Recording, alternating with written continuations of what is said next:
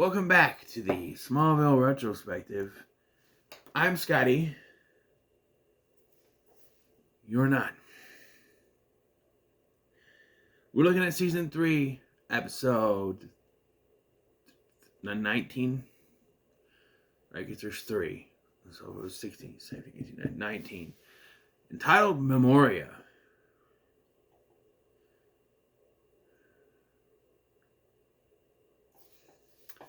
Hold on a minute.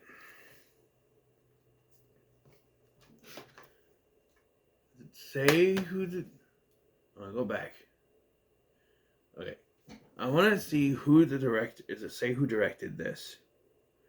Story editor, director of photography, Glenn Winter, production designer, edited, music.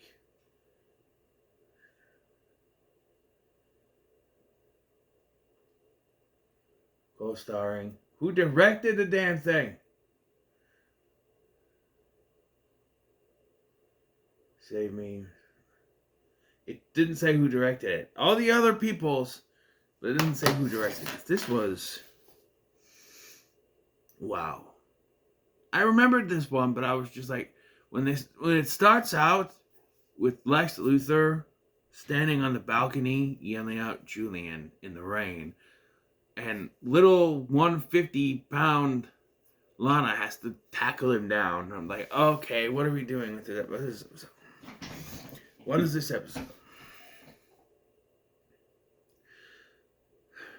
So we find out that Lex has been working with Dr. Garner on a special experiment to retrieve his memories, the 7 weeks that he's missing. But as a result, it's been giving him memories of his childhood. Specifically, memories of his mother.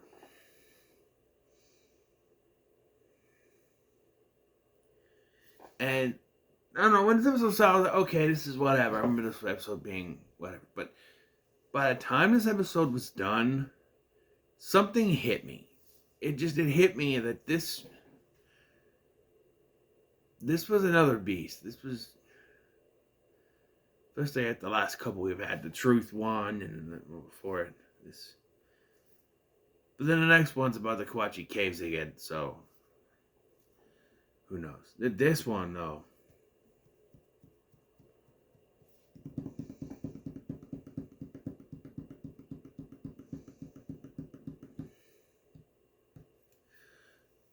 There is, like, the flashbacks are the priority here, okay? This is the flashback episode. Lex keeps getting his memories of what happened when he was a kid. And we see a scene where it's indicated that Lex had something to do with the death of Julian.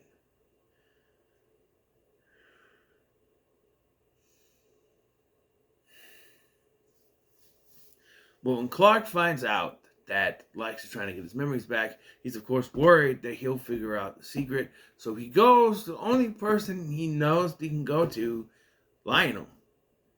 You know, he goes to Lionel to try to have him stop it. But of course that doesn't work. You know, Lionel telling Lex not to do something is only going to make him do it more. So I don't know why Lex thought that would be a good way to stop him. I don't know. But this ends up not helping Clark out very well. As Lex is... as Clark is actually captured and thrown in this machine, which is powered by kryptonite, of course. But and he sees his earliest memory when he's being sent off from Krypton, and Lara, his birth mother, Lara L. So, yeah. But you know, the fact that Clark would go to Lionel in the first place is something. Because you see, Lionel shows up at the house, and even Martha's like, what are you doing here? And then when it's revealed that Clark when he reveals that Clark came to him, the look on Martha's face, like, what? Like, you know, it was the only way you could try to stop Lex from going through with this. I didn't know if Dr. Garner's appearance in an earlier episode of the season was going to lead to anything. I forgot about this episode. I don't know why this was probably one of the best episodes. Just Lana's in it for a split second at the beginning because she talks to Clark about what happened. And then she's not in the rest of the episode. And to their credit, the wrap-up scene at the end is not him and Lana. When I see a female shape approaching him in his fortress, whatever you call it, in the loft, in the barn, I'm just like, really? Do we really need Lana to show up? She wasn't even part. And it's Martha. I'm like, oh. And it's a detriment to the episode. It's John Schneider is not in this episode, and I felt like his presence would have worked. They explain that he's off in Metropolis getting treatments done. Okay, for his heart thingy. Okay, but I felt like, especially with it hitting so close to home, like the conversation between him and Martha at the end, that works because it's about the mother thing. I mean, he has so many conversations when it comes to the father, so I see how that works. It's his mother. Maybe they wanted that, and even she says that he's like, how come I couldn't remember? And she's like, well, your first words were Lara. Keep in mind that he was sent as an infant, but when they found him, it was like a 3-year-old. I don't know, but apparently he was supposed to be an infant when they found him, but clearly that kid they showed crouched down was like 2 or 3 years old. Because an infant would not be able to crouch down like that. Wouldn't be able to walk. I don't know. But apparently his first words were Lara. But again, yes, Superman was sent to Earth as an infant. But they clearly showed it was a toddler that was crouched. I don't know. It's confusing. But so Clark's put in this machine. He gets the memory, but Lex breaks him out. And Dr. Garner's put in a coma. I don't think we ever see Dr. Garner again. And this feels like getting rid of the character without killing it, because we killed a couple characters.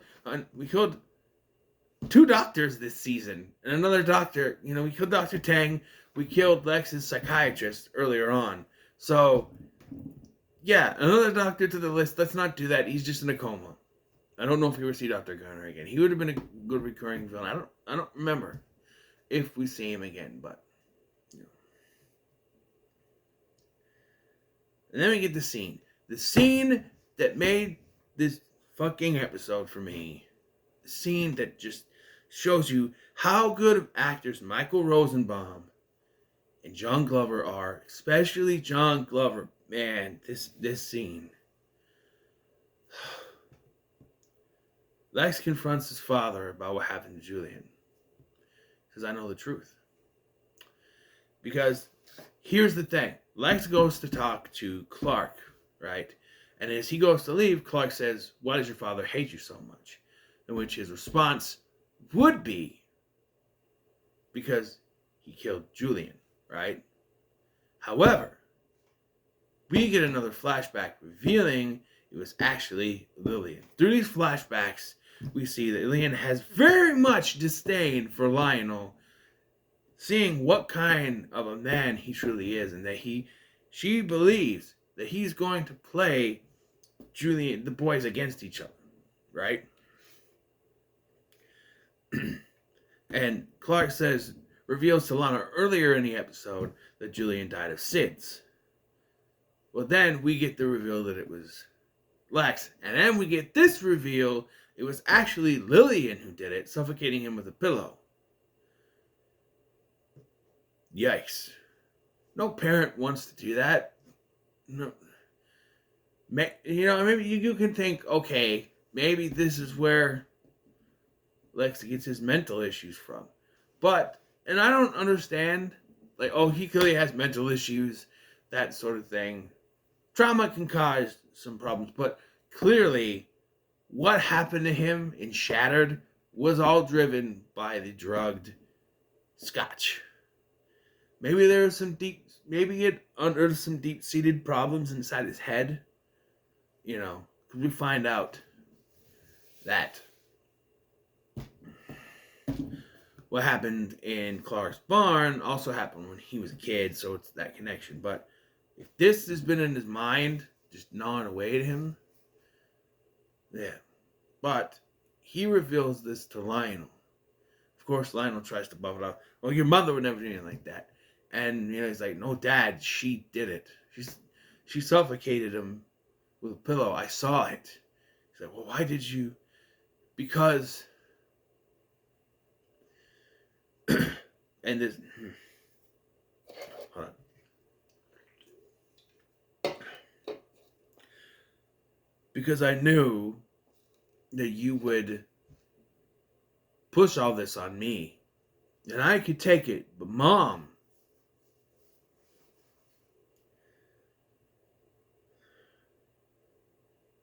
wouldn't be able to. And just the way that John Glover acts in this scene, the way his lip quivers, the way he just, that is 100% confirmation that that's exactly what he did. And Lex, son, I'm sorry. He grabs him. It's just, goddamn. This should have been the scene that ended it. We do get the scene afterwards with Clark and Martha. That should have come before this. This should have been the revelation that ended the episode. That would have been,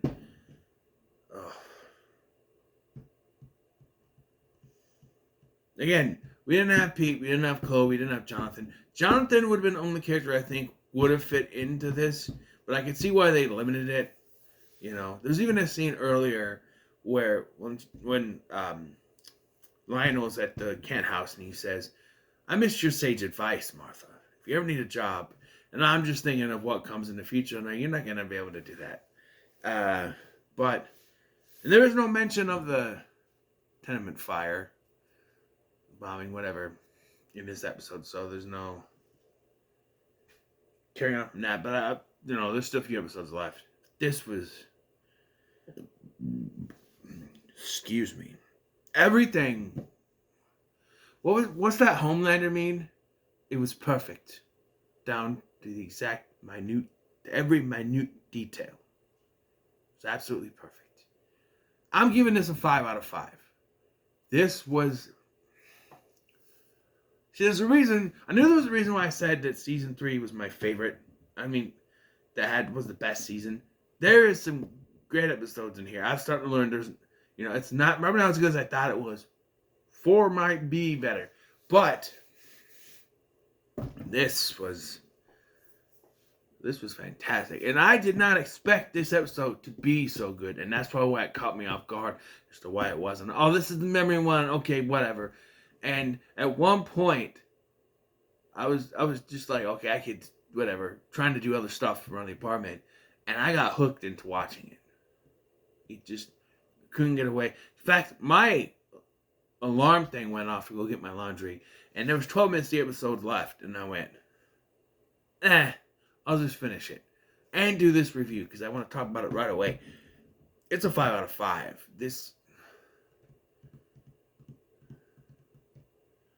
I don't know, this was good. This was really good. Damn. Who's that?